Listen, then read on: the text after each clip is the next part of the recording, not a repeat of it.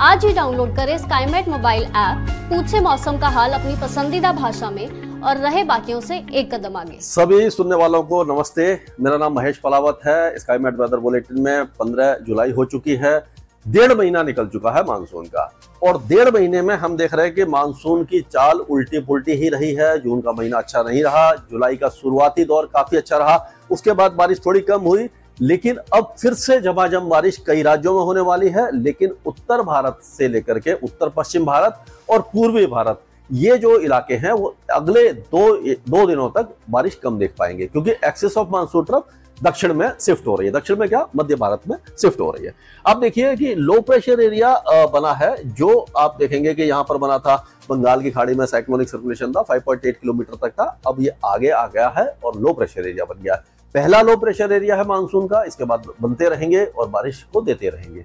लेकिन क्या होता है कि जो बड़ा वेदर सिस्टम है, जैसे पिछले वीडियो में मैंने बताया था कि कोई भी स्ट्रॉन्ग वेदर सिस्टम है तो उसका इंपैक्ट ज्यादा होता है, तो हल्के वेदर सिस्टम को यानी एक्सेस ऑफ मानसून ट्रफ के साथ को नीचे खींच लेता है। अगर एक्सेस ऑफ मानसून ट्रफ के बीच में कभी क्या होता है कि एक्सेस ऑफ मानसून ट्रफ समझ लिए कि ये यहां से जा रही है, एक मान लेते हैं अभी है नहीं, ये समझ लिए एक्सेस ऑफ मानसून ट्रफ जा रही है। अगर यहाँ पर एक साइक्लोनिक सर्कुलेशन है, एक यहाँ है या एक यहाँ है, मतलब इनमें से एक दो साइक्लोनिक सर्कुलेशन है, तो ये स्ट्रांग हो जाएगी, क्योंकि हवा यहाँ पर ऊपर उठ रही है, यहाँ पर उठ रही है, यहाँ पर उठ रही है, और ये काफी ज्यादा स्ट्रांग हो जाती है, तो यहाँ बारिश बढ़ जाती है।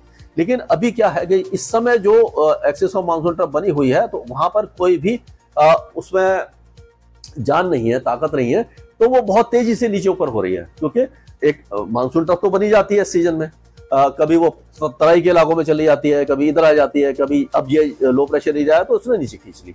अब जैसे ही ये लो प्रेशर एरिया यहाँ पर आकर 17-18 तारीख को कमजोर होगा, 17 आसपास, तो ये फिर से ऊपर की तरफ भाग जाएगी, क्योंकि एक तरह से आप कह सकते हो कि स्प्रिंग की तरह उसको खींचा, और जैसे ही वो स्प्रिंग ढीली हुई तो वो फिर उछल के ऊपर चली गई। तो ये इसका मूवमेंट होता है। मतलब एक मतलब सिंपल लैंग्वेज में समझाने की कोशिश कर रहा हूँ आपको। तो अभी आप देखिए कि हवाएं तो है ये पूर्वी दिशा से यहाँ पर इस लो प्रेशर एरिया करने आ रही है, यानी नमी तो लगातार यहाँ पर बढ़ रही है उत्तर भारत में, लेकिन इस नमी को सपोर्ट कोई नहीं कर रहा। यानी कि जो मॉइस्चर तो है हवा में, अब हवा में इतना सारा मॉइस्चर है तो बादल तो ऐसे नहीं बन जाएंगे जब तक हवा ऊपर नहीं उठेगी। ऊपर उठने के लिए क्या है कि घड़ी की उल्टी दिशा में उत्तरी गोलार्ध में अगर हवा घूमती है तो जो अर्थ का रोटेशन है उसके हिसाब से क्या होता है कि वो हवा घूम करके ऊपर की तरफ चलती है, और एंटी साइक्लोन जो होता है वो घड़ी की दिशा में आती है, वो नीचे की तरफ आ जाती है, सबसिडेंस बोलते हैं। तो अगर हवा नीचे आ रही है तो गर्म हो रही है तो बादल नहीं बनाती, अगर हवा घूमते हुए ऊपर की तरफ जा रही है तो वो ठंडी होगी। जैसे जैसे हम एटमॉस्फेयर में ऊपर चलते हैं, पहाड़ों में जाते हैं तो ठंडा हो जाता है मौसम, वैसे ही हवा ठंडी होती है, उसमें जो नमी होती है वो ओसांक में बदल जाती है, यानी ड्यू पॉइंट टेम्परेचर आ जाता है, जहां पर वो कंडेंस हो जाती है, बादल बन जाती है और वो बारिश देती है। तो अभी ऐसा कोई वेदर सिस्टम नहीं है जो पहाड़ों पर और यहाँ पर बारिश बढ़ा पाए।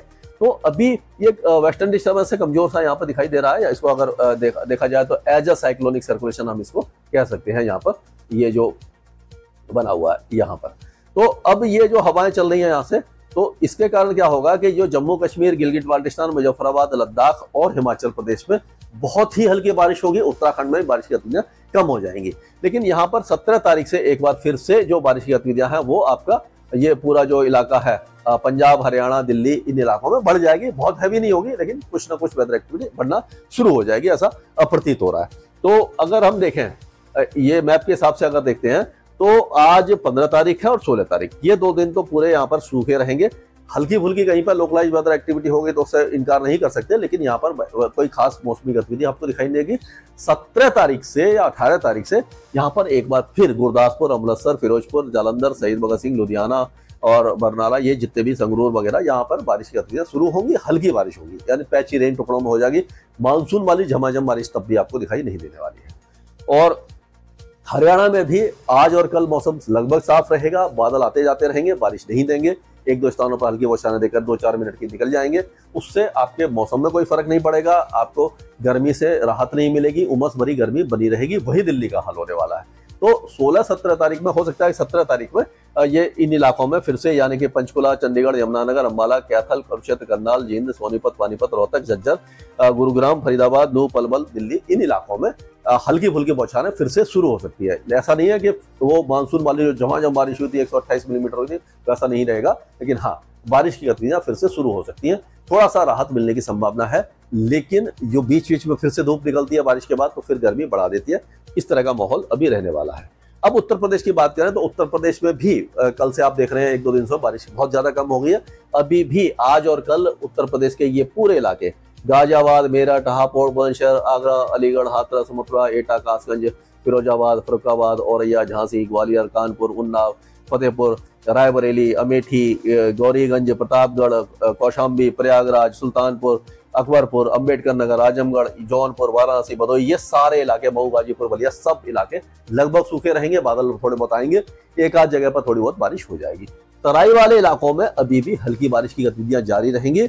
16 तारीख को हो सकता है कि पश्चिमी और उत्तर पश्चिमी उत्तर प्रदेश में बढ़ जाए। 17 तारीख को थोड़ा सा बारिश की गतिविधियां लाइट टू मॉडरेट हो जाएंगे, और जो पूर्वी जो इलाके हैं यहाँ पर जो बारिश की गतिविधियां हैं वो लाइट टू मॉडरेट 17 तारीख से फिर से शुरू हो जाएंगे, यानी मानसून की तरफ ऊपर आ जाएगी। माफ कीजिए, बहुत ज्यादा भारी बारिश तो नहीं, लेकिन बारिश शुरू हो जाएगी।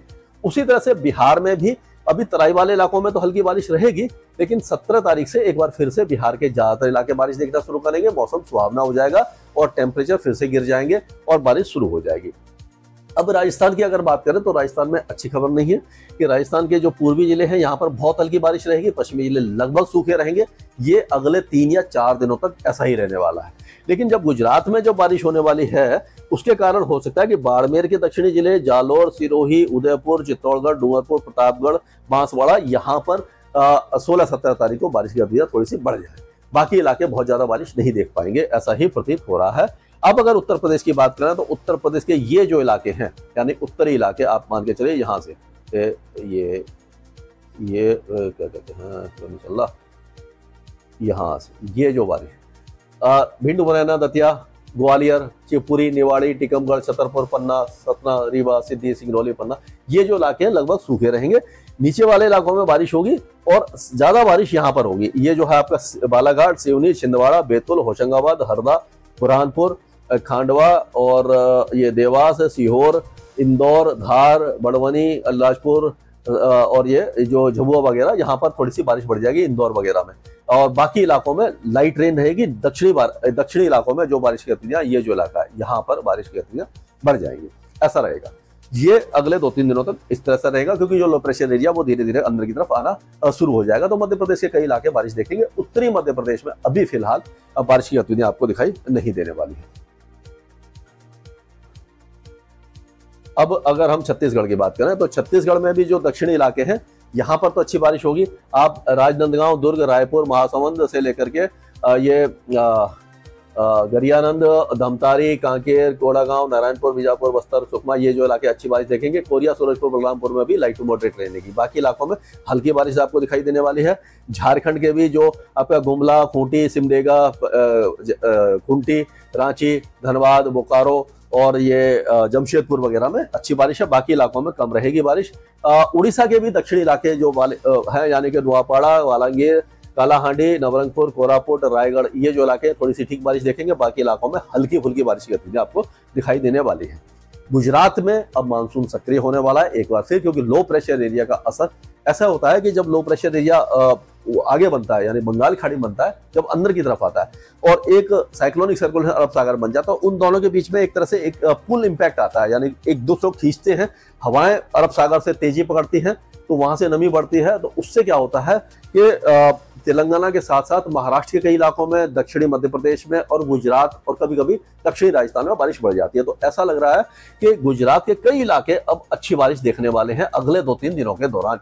यानी पूरे गुजरात में अच्छी बारिश होगी। दक्षिणी गुजरात में मूसलाधार बारिश की संभावना बनी हुई है। अब देखते हैं कि वो लो प्रेशर एरिया गुजरात के दक्षिण में आता है या नहीं आता। अगर वो ये महाराष्ट्र के तट से आगे निकल जाता है तो बारिश थोड़ी सी कम हो जाएगी, लेकिन उम्मीद यही है कि दक्षिणी गुजरात में, यानी कि देवभूमि, द्वारिका और खंबालिया, पोरबंदर, जूनागढ़, गिर सोमनाथ, अमरेली, भावनगर और ये सारे इलाकों में बारिश अच्छी देता हुआ वो जाएगा।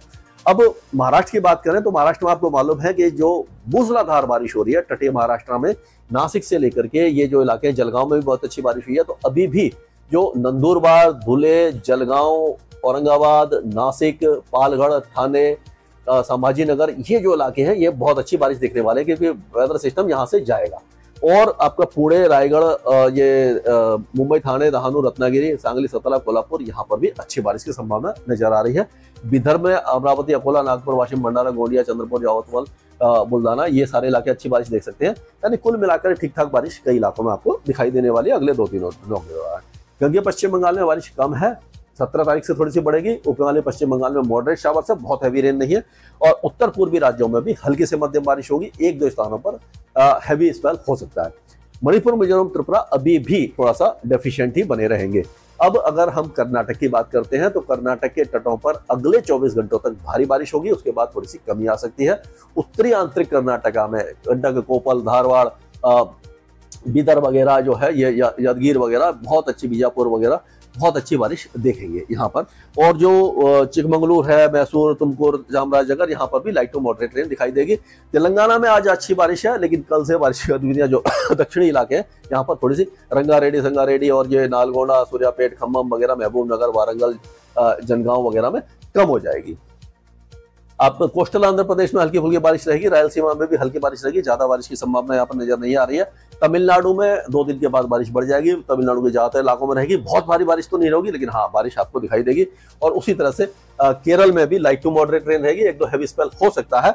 ये इस तरह का वेदर रहने की संभावना आपको दिखाई दे रही है। अगर 17 तारीख की बात करते हैं तो जैसे मैंने 17 तारीख को बताया कि पंजाब, हरियाणा और ये राजस्थान के जो उत्तरी या पूर्वी जिले हैं, यहाँ पर 17 तारीख से बारिश की गतिविधियां बढ़ जाएंगी, उत्तर प्रदेश में बढ़ेगी। और उसी तरह से ये बाकी इलाकों में भी बारिश रहेगी, लेकिन ये आपका जो तेलंगाना है, आंध्र प्रदेश और तमिलनाडु, यहाँ बारिश कम हो जाएगी। इस तरह का माहौल अभी दिखाई दे रहा है। इसमें जो भी चेंजेस होंगे अब लगातार डिस्कस करते रहेंगे। आप भी कमेंट करके बता दीजिए, क्योंकि कभी कभी क्या होता है कि फोरकास्ट में थोड़ा बहुत इधर उधर हो जाता है। और जैसे आप कई दोस्त हमारे बोल रहे हैं कि आप का फोरकास्ट फेल हो रहा है, तो फोरकास्ट फेल होने वाली बात नहीं है। कि जैसे बड़े इलाके में हमने बताया तो वहाँ बारिश होती है, कुछ इलाकों में नहीं होती, कुछ इलाकों में हो जाती है, एक ही डिस्ट्रिक्ट में अलग अलग जगह पर हो जाती है। तो ये थोड़ा सा प्रॉब्लम हमारा जो टॉपिकल वेदर है उसका दिखाई दे रहा है। स्काईमेट वेदर में अभी के लिए मौसम से जुड़ी सटीक जानकारी और खबरों के लिए हमारे YouTube चैनल को सब्सक्राइब करें और बेल आइकन दबाकर हर खबर पर रखें नजर।